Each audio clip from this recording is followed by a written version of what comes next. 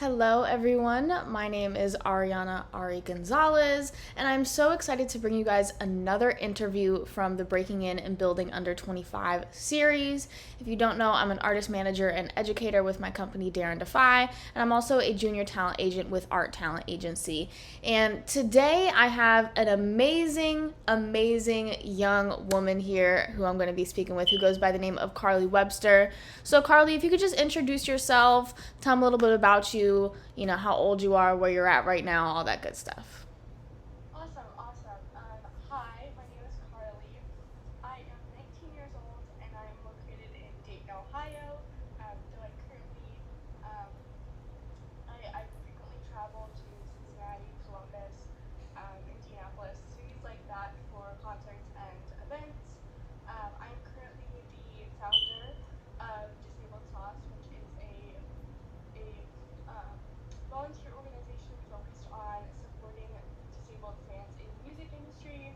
And I also am currently a social media intern at Radiant Pink. I just started that. So I'm super excited to kind of talk to you guys about what I do, about the music industry, and everything like that. So thank you so much to Ari for doing this. Yeah, thank you so much. Like I said, super glad to have you on.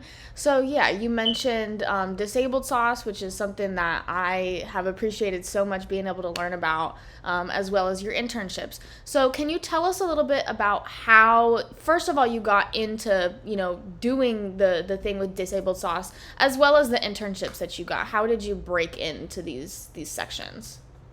Well, when I left high school, I wasn't quite sure what I wanted to do.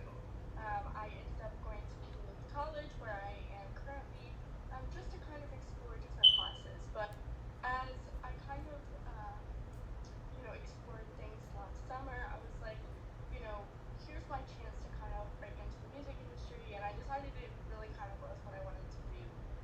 But way before that was when Disabled Sauce began, and I will kind of try to sum up the story. But when I was kind of active on Stan Twitter back in like the 2016 time, myself and a few other disabled 5 Seconds of Summer fans, we created a hashtag Disabled Sauce for people to share their stories, to talk about being a disabled fan, all that kind of stuff. And that ended up trending in a couple of places on Twitter. And so that's kind of where the inspiration came from. So I eventually kind of I had it in the back of my mind for quite a while until I decided to bring it back like as an actual fan project and organization. And so that's kind of where that has gone. But as far as my internships, really it's just been about um, using LinkedIn a lot, keeping an eye out for those types of positions. I really um, One thing I will say is that I really discovered as I was using LinkedIn, as I was getting more active in the industry, that it can seem really overwhelming at first, but actually, especially with the app like LinkedIn, it's super easy because once you find one organization, you're probably going to find another that has resources. You're going to find people that have resources. You're going to find all these kinds of things that can help give you more knowledge and get you started. A few that I recommend definitely are Music Industry Entryway, um, uh, Transmission, posts a lot of like intro stuff. So just finding those types of organizations that are teaching and people who are offering those kinds of resources for especially young people who are wanting to work in the industry. Absolutely. Thanks for giving out those resources. I know for myself, they have been super helpful in just being able to find people. So, with that, I kind of want to piggyback. If you could give advice to like either, college students or people who are trying to break into the industry at a young age who are struggling a little bit with the idea of like networking via social media and like online, what is some advice that you would give them just to get started in that area? Um, I would definitely try to find things that really match what you want and what you want to do. Um, I definitely really, especially with things like fan to band, I really found kind of a space like other fans because that's really how I started. I was a huge fan of all kinds of artists, all kinds of creators for so long, and that's kind of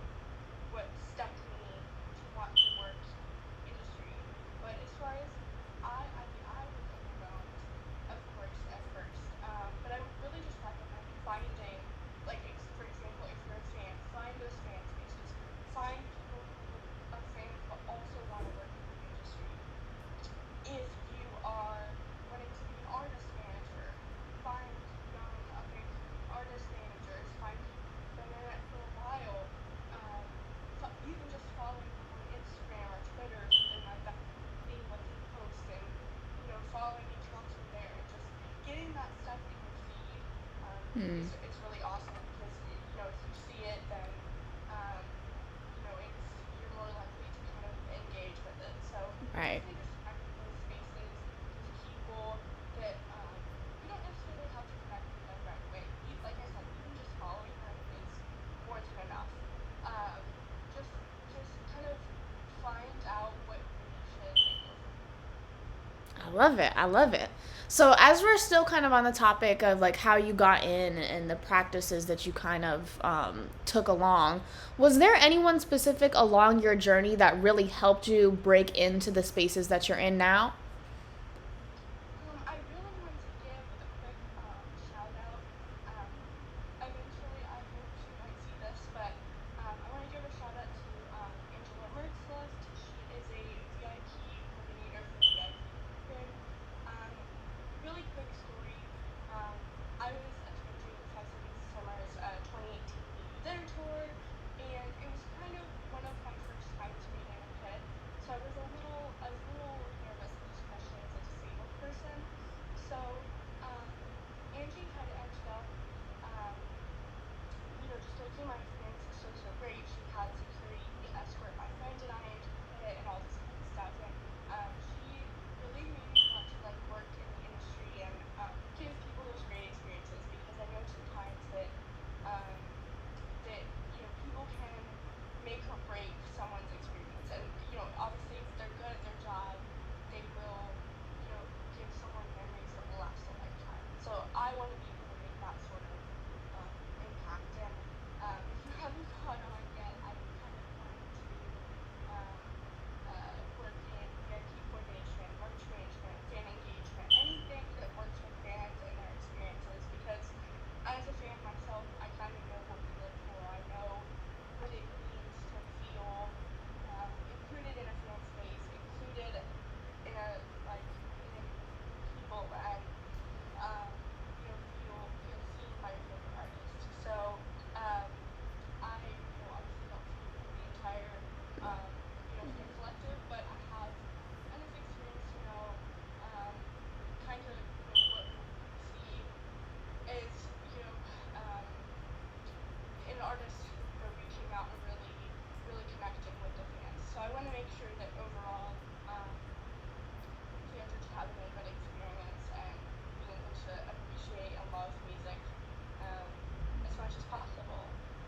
I love it. I love that. I think that's beautiful. And I think a lot of the times, being on the business side of the industry, of course, we think about the fans, but not always so intensely about their experience and making sure that they are comfortable, happy, Right, safe, all of these things. A lot of times, unfortunately, we're primarily thinking about how much they're willing to pay for the ticket. Um, right. so I love that just that concept and the fact that you're actively pursuing those things. I think that's so beautiful. So now we're gonna kind of Debbie down the conversation. We're going to talk about, just some of the struggles that you've had and things like that. What would you say is the biggest challenge that you've faced so far throughout your time in the music industry? I would definitely say kind of figuring out what my goals are. I really have trouble setting those long-term goals and figuring out, okay, why am I doing each of the things that I'm doing? When people ask me kind of what my goals are for certain things or what I'm looking for certain things, it's a tough question. Hmm. Because I'm really good at like um, visualizing things and I know what I want in terms of what it looks like, but I don't know what it looks like in terms of, okay, how do I get there? Hmm. So, setting those goals has been really difficult and something that I'm still, um, actively working on because those goals end up being part of like your personal brand and what you're shooting towards. Right. And um, so those are super important, and I need to be able to really solidify those. But it's a process, and trust me, if you're in the same situation, if this is sounding like something you resonate with, trust me that it is not easy. It's not an overnight process.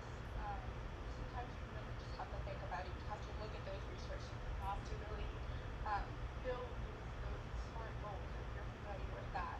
Um, so yeah, it's been a really tough, but I think um, as I'm having more and more experiences, it's become a little bit easier to say, okay, this particular thing is kind of on my path, and this particular thing isn't.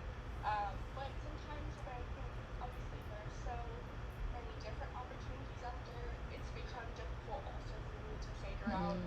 okay, what will be most beneficial. Because, for example, one internship can sound really awesome, but at the end of the day, is it really what you want to do? Are you doing it because it's a big company, or are you doing it because you really think it's going to help you in your career aspirations? So that's also a big decision that myself and young industry professionals really have to make. Yeah, that's very true. And like, just to add on to that, I think when we're in college, that's definitely the time to just do as much as you can and try as much as you can. So you can try to just at least dwindle down those things. Like if you know specifically that you want to work with artists in every single capacity so that you can just kind of see what feels best. And I trust me, like being at Full Sail, like just a college that is full of creatives, you run into that a lot where we know that we want to be in entertainment. We know that we want to be in music or film or whatever the situation may be, but we don't necessarily know how or what exactly we want to do in it. So definitely, I totally agree with you. Like putting those goals together and also just action, like actually trying the things out, seeing what feels good, seeing, just what makes you the happiest. So I love that conversation. Right. It's important that you not only say, "Hey, I want to do X," but also how you say like, "I'm going to do X by ABC." Right. Something actionable, because if you don't have something actionable, you're probably going to feel really overwhelmed, and that's something I struggle with on a daily basis, music industry related stuff or not. I struggle with breaking things down, but that's really the heart of things, is just knowing how to set those milestones for yourself. This is very true. And that's so funny because that's stuff that I'm talking about with artists all the time. And it's funny how, no matter where you are, and that's definitely a life thing, you know what I mean? If you have goals, you need to make them actionable in order and digestible. That's a big part of it too. Um, Yes. but yeah, so, as the founder of Disabled Sauce and working in these different spaces as an intern, what would you say is the hardest part of each of these positions? Definitely. This is kind of one for all of them and everything I've done. Burnout. Mm. I'm definitely a yes type person. I really like helping people, and I really like making a positive impact. And so I'm like, whenever I can help someone, I'm like, yes, of course. But at the same time, it's really hard because um, sometimes I just like, you know, you feel really burnt out and feel really overwhelmed, and then I feel like I can't say no, and then Right. it becomes a really tough and overwhelming feeling. Um, but I really try to kind of, and this is something I'm still working on, but really trying to set boundaries and set limits for yourself, because otherwise you're not going to be at your best. You have to know your own limits. Um, so I know that with Disabled Sauce, there have been quite a few times where I've been working on it solely by myself, and that can become really overwhelming, between social media, between activities, between getting the information together, between planning projects. It's a lot. It can be very overwhelming, and so I use that word a lot, but it's true. Um, but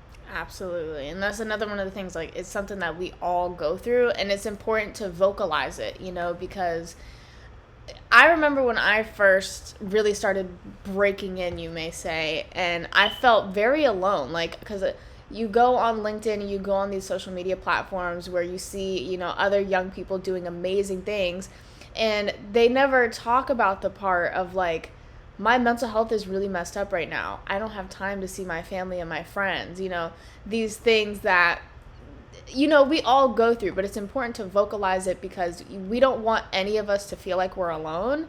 And we need to be each other's biggest champions and, people that we can speak to because we understand it. So thank you for sharing that. Absolutely. We're going to turn up the happiness a little bit more and talk about some more fun stuff now.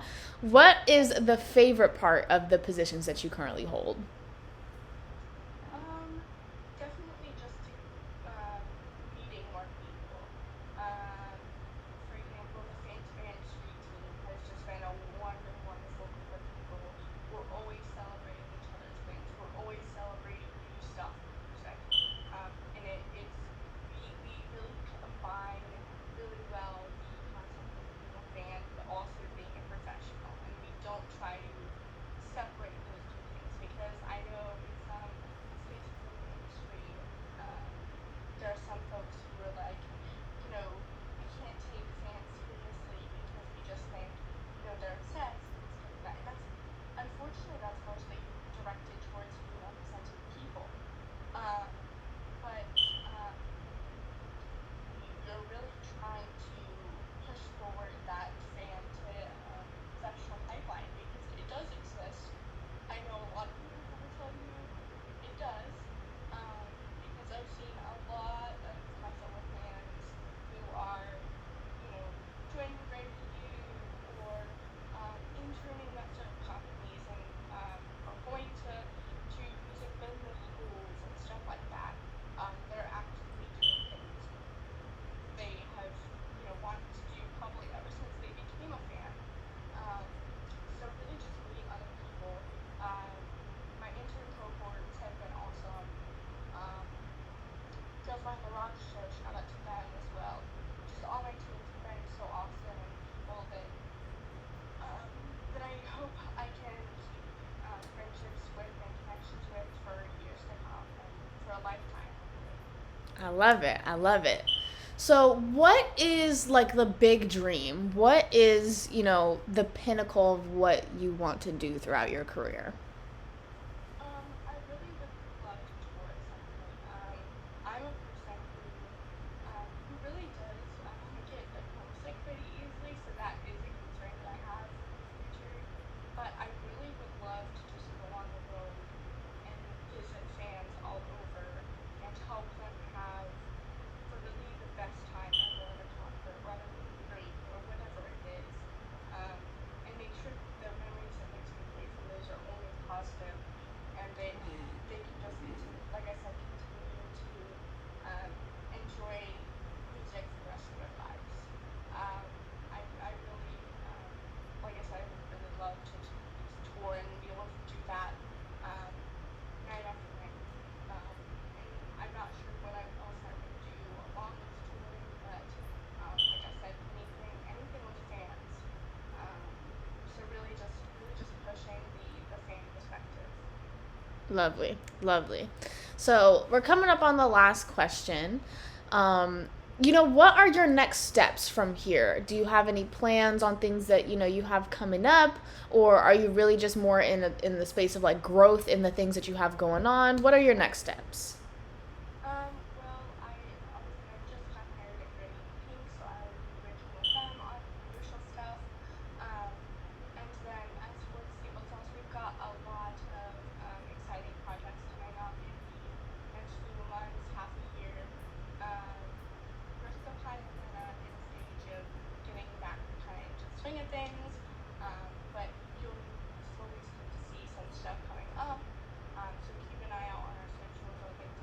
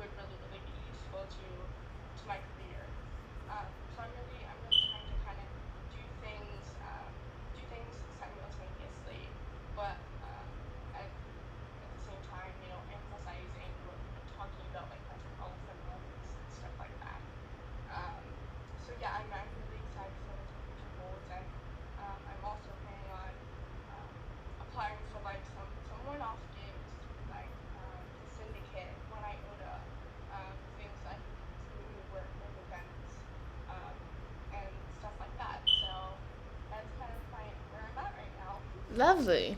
Yeah, definitely continuing that education, just focusing on growth, all that good stuff is so lovely. And I'm so excited to just be able to just witness your journey throughout your career because like already meeting you for the first time a few months ago and just continuing the conversation, like you have blown me away with how genuine of a person you are. You know what I mean? And that is so important to find in people. And especially if you want to have long lasting relationships and specifically working relationships, it's so important. So I'm just super excited to see you just continue to elevate. I love it. I love it. Where, if people either want to contact you, ask you questions, just follow along with your experience, where's the best place that they can find you? I have a link tree. It's the traditional link tree link slash Carly Webster. That's my link portfolio. You can find my social media links, teachers, my writing work, all that kinds of stuff. Um, yeah, so you can kind of check that out if you're interested. And thank you for all of the support, those who've been supporting me, those who might support me in the future. I'm truly so grateful. So thank you so much. I love it so much. Thank you, Carly, for coming on, having the conversation, telling a little bit of your story. On that note, my name is Ari Gonzalez. Thank you guys all so much for watching. If you want to keep up with anything that has to do with artist management, education, casting calls, fun stuff, and especially this project, go ahead and follow me on Instagram at Nadie Sabe Official. That's NADIE Official. You can find all my social medias if you go into the link in my bio. You can find my website, all that cool stuff. Definitely stay tuned. Once again, thank you guys for watching, and I will see you next week.